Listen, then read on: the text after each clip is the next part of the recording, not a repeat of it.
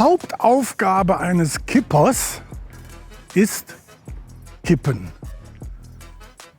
Aber dann bin ich mit meinem Latein auch schon am Ende.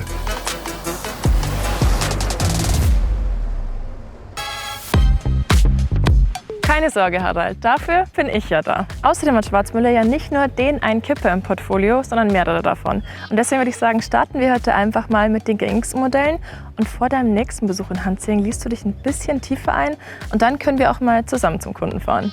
Abgemacht. Aber was ist denn euer Brot- und Butterkipper? Man könnte sagen, das ist unsere Segmentmulde aus Stahl mit ihren 24 Kubikmetern Volumen und die ist geeignet für Erdaushub, Sand oder Schotter. Aber das hier, das ist unser Voll-Alu-Modell, das heißt Aufbau und Fahrgestell aus Alu. Fahrgestell aus Alu, stark. Wobei, Julia, um ehrlich zu sein, dieses Fahrzeug kannte ich schon. Das stand doch auf der Bauma in München, richtig? Ja, das ist richtig, mit seinem 15 mm Kunststoffverschleißboden und hydraulischer Rückwand. Genau, und mit einem Torsionskasten vor der Kippwelle. Und die Kippwelle wird möglichst nah an die hintere Achse konstruiert, sowohl vertikal als auch horizontal.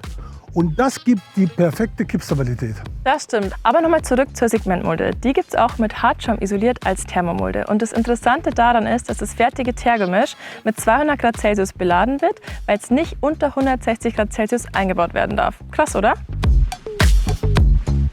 Oh, Julia, jetzt wird mir aber langsam schwindelig. Bis ich das alles verarbeitet habe, da wird es noch einige Besuche in Hantzing brauchen. Aber weißt du was? Das macht nichts. Ich komme gerne wieder.